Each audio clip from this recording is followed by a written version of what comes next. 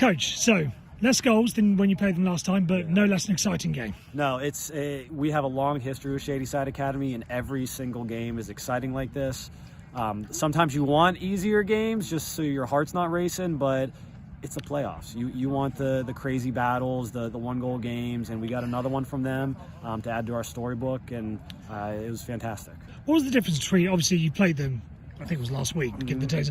Do you think that was important, knowing, we've played these games so recently, we know how to beat them, and that played a part in today's game? Yeah, I mean, I think for both sides, it helps you understand where your strengths and their weaknesses could be, but it also makes it more difficult. You both know each other now, and yeah, we see a much tighter game.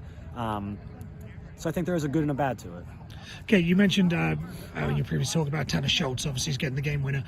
Hasn't scored many this season, but do you think that sends sort of a good message to the rest of the team that it's not, it's not just the forwards that are going to have to help us out, some of your key players. Is this a team effort, and anyone can play their big role in it? Yeah, I mean, you don't want anybody to do anything that's out of their wheelhouse, but sometimes you got to be a hero, and sometimes on a play like that, there's a big scramble, and somebody like Tanner, who, even though he doesn't have a lot of goals this season, I think it might be his second goal this year, he's a big-time player. We know that in practice. We see that every single day. He's a composed guy, and when he found his chance, he buried it.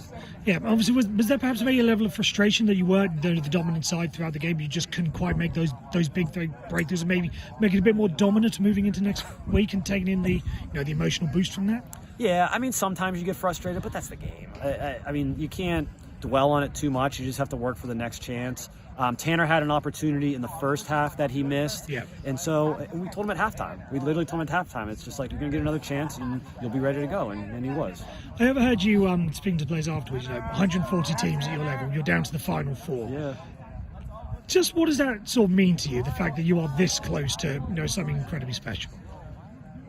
We've been here before, and 2 years ago we were here, so a bunch of these guys were there, but it's always special. You have to take a lot of pride in the fact that every single team is playing all year long, high-level players, high-level coaches, and to be one of the final four in our league, this is what we play for, to be a competitor, to win at the highest level, and we're there. We're one of the top 4 teams.